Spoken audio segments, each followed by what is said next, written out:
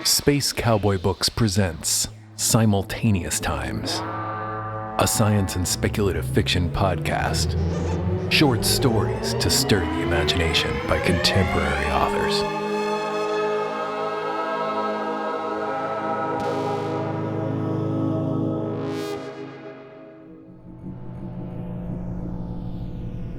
DNR Motorcycle Club for Seniors by Mark Soden Jr. with music by Fog Machine, read by the author.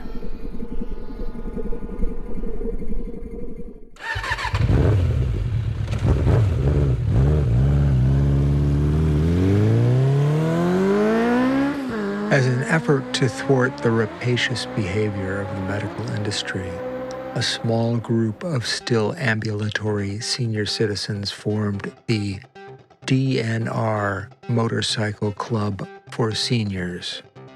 Their slogan was, "A smooth ride and a quick exit."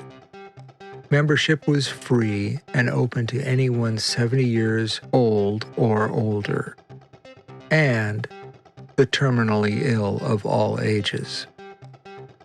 What was the medical industry behavior that sparked the need for the DNR Club? Eternal life. The medical technology had arrived that allowed for keeping a body alive for as long as it took to empty all the patient's personal assets. The amount of suffering for the senior and their family went up exponentially, as the vegetative twilight of a life could last for decades. As the Right to Life faction attacked hospice care as assisted suicide, they also legislated against pulling the plug on brain-dead patients.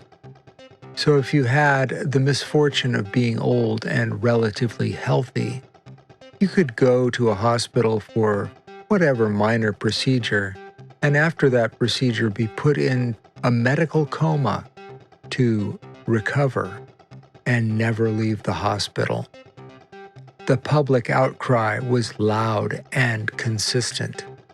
There were protests and picketing at the hospitals until the hospitals started buying old malls or industrial buildings and retrofitting them into elder farms.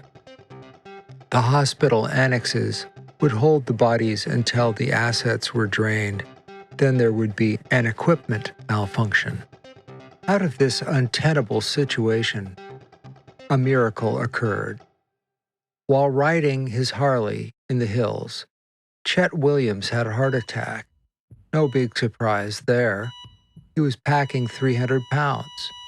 The revelation was that in combination with the ensuing bike crash, there was no way for the hospital to patch him up enough to send to the elder farm. At his funeral, there was a cake inscribed, "A smooth ride and a quick exit." From this, the DNR Motorcycle Club for Seniors was born. It was a moonless night at the top of the Ortega Highway.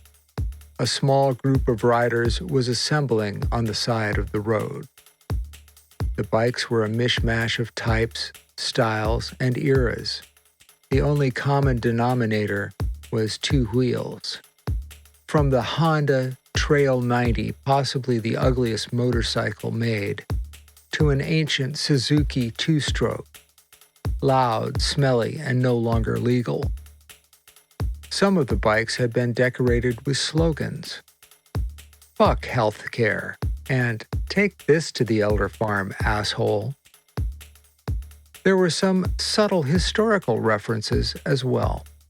Rising suns or red dots ringed in white as a tip of the hat to kamikazes from World War II. Bicycles being towed from behind motorcycles, similar to the gliders being towed by bombers, a nod to the Normandy invasion from the same war. Other custom touches included little girl streamers on the grips, comic action figures zip-tied to the handlebars, and lots of skull stickers. All the bikes had a half tank of gas. The Ortega Highway was a twisting stretch of asphalt that ended in San Clemente at the Pacific coast. It snaked along the side of the mountain, cut into the granite on one side and only a guardrail on the other side. On this moonless night, only some of the riders had working lights on their bikes. There was a building sense of anticipation in the group as two members moved through the group, taping "Do not resuscitate" orders in 1-gallon freezer bags on their right arms outside the jacket. They put a big red-lettered sticker on the outside of the bag with 3 letters on it, DNR.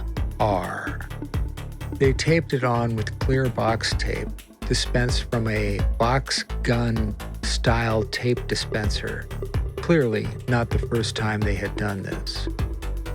Then, as a group, they walked to the edge of the road and threw their helmets into a ravine. With all the bikes fired up, they pulled out at an easy pace. The acceleration was slow but unrelenting. One rider hit the guardrail and disappeared into the abyss. Another hit the rock wall on the inside turn. In both cases, none of the other riders slowed or stopped. If anything, the pack sped up. The bicycle that was being towed lost control and went down. This caused the bike that was pulling it to go down when the bicycle got stuck under the guardrail, stopping the bike instantly and hurling the driver over the bars. The rider right behind him did manage to dodge him on the ground. For the rest of the pack, he was a bad bump in the road. They were all struggling to keep up with the lead bikes, who at this time had the only working headlights. As the riders approached San Clemente, the road straightened and the speed increased. What had been a choir of motorcycles was down to a duet.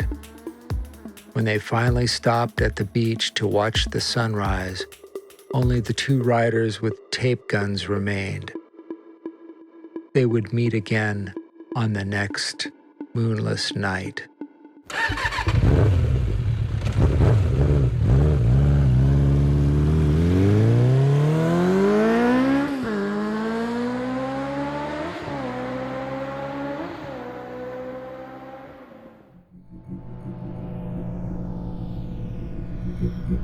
Supper's Ready by Jean-Paul L. Garnier, with music by TSG, read by the author.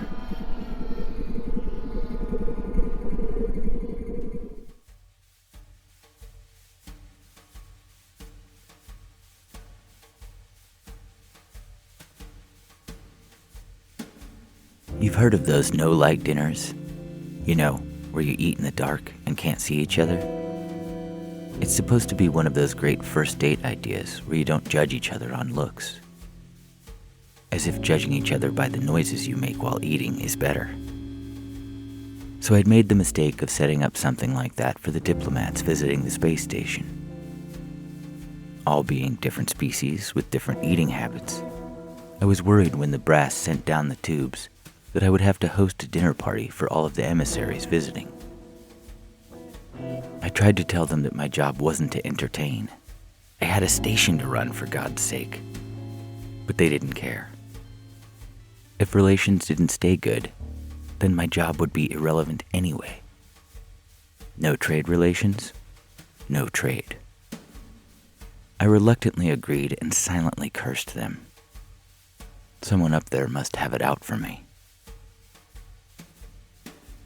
As the guest arrived, I looked every one of them up and down.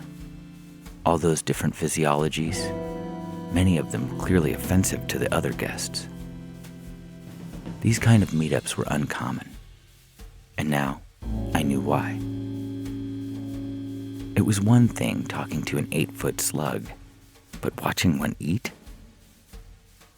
That's how it dawned on me. There was a way to do this without everyone having to go through revulsion while dining.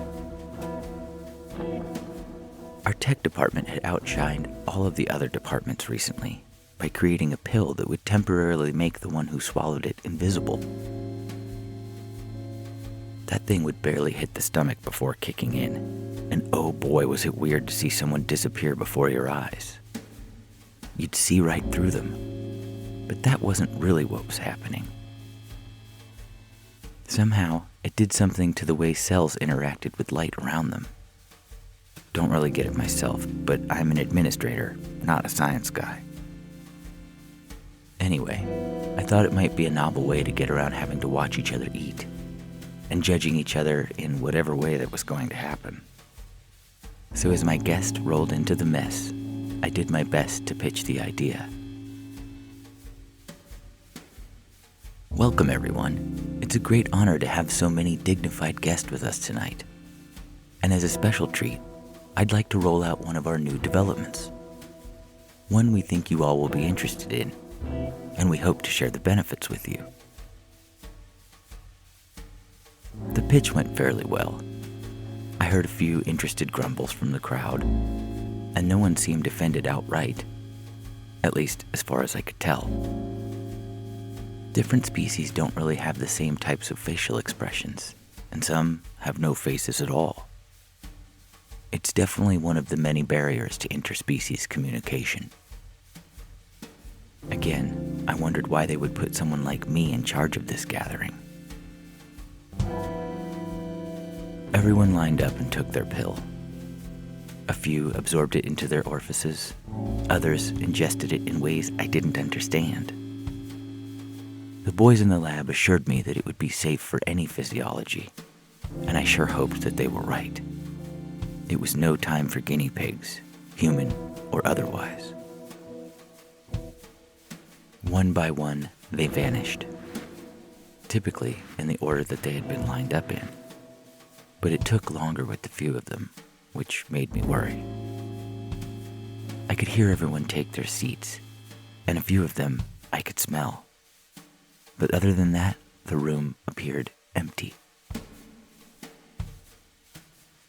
Polite conversation ensued. I was grateful that politics hadn't come up yet, and I had wisely made everyone wait before dinner. My hope was that the food would be more of a focus than talking shop. One by one, the waiters brought out all manner of dish. The meal was as varied as the company. For some of us eating, the guy next to you's meal could be deadly. That wouldn't do for a diplomatic dinner, so the waiters had to announce every dish that arrived, further interfering with any forced small talk. So far, things were working out smoothly. Until the meal started. I had intentionally not dimmed the lights, thinking that the novelty of not seeing each other sitting there might be interesting. Regret followed that decision. Customarily, I took the first bite, and as I looked down, my mistake became crystal clear, much like my body. But the food wasn't invisible. I couldn't see it being chewed up. Would have needed a mirror for that.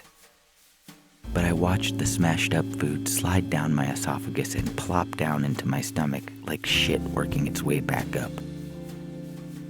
And oh God, it would be worse later, if the pills didn't wear off before the whole digestion process.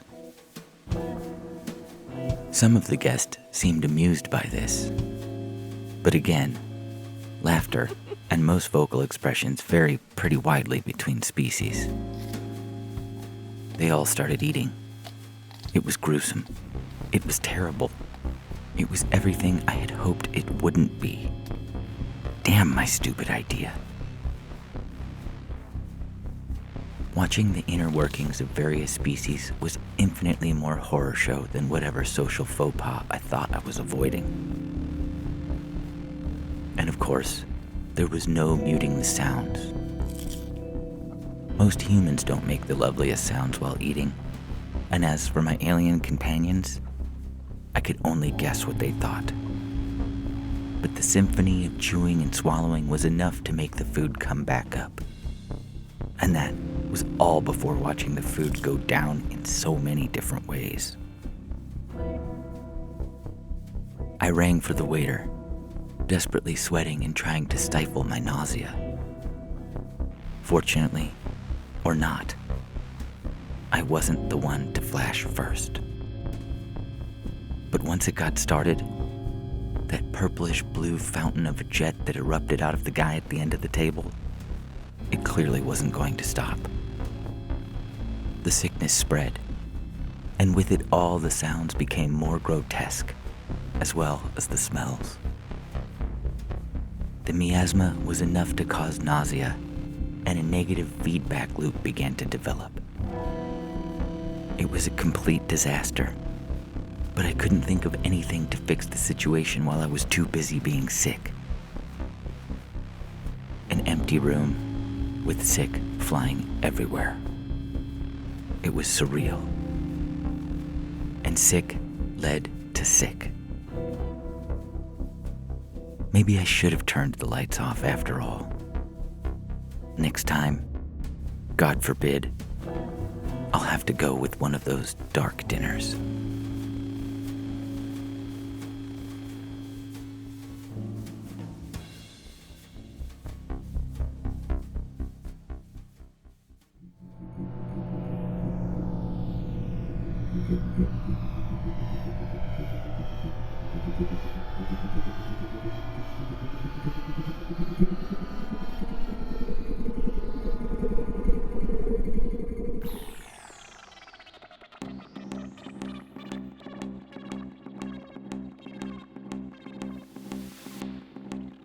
In this episode of Simultaneous Times, you heard DNR Motorcycle Club for Seniors by Mark Soden Jr., with music by Fog Machine, and Supper's Ready by Jean-Paul L. Garnier, with music by TSG. Theme music by Dane Luscombe. Be sure to visit us at our bookstore in Joshua Tree, California, or visit us online at spacecowboybooks.com.